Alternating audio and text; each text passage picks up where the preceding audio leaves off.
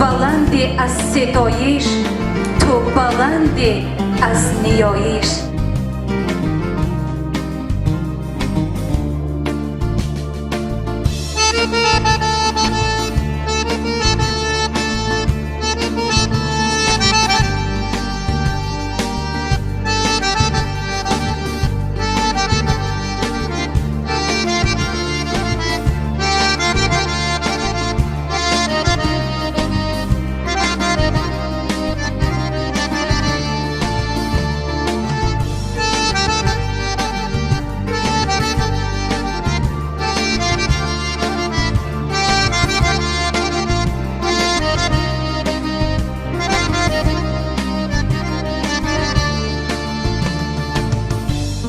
اساسگزار صلح و وحدت ملی، پیشوای ملت، پرزیدنت جمهوری تاجیکستان محترم امامعلی رحمان وابسته به قدر و منزلت آموزگار مخصوص تاکید داشتند.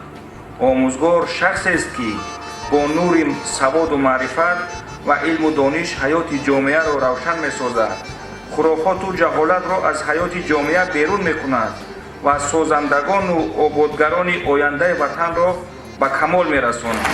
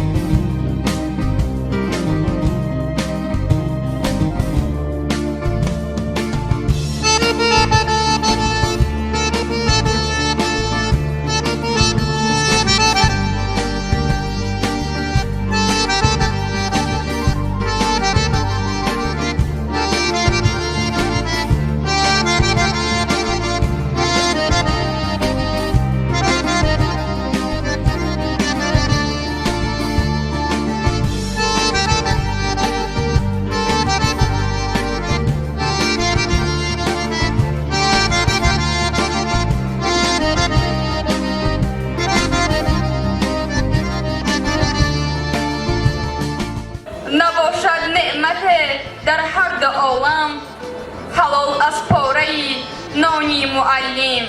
صدها شاخه های گل مریم تقدیم شما باشد استادان عزیز.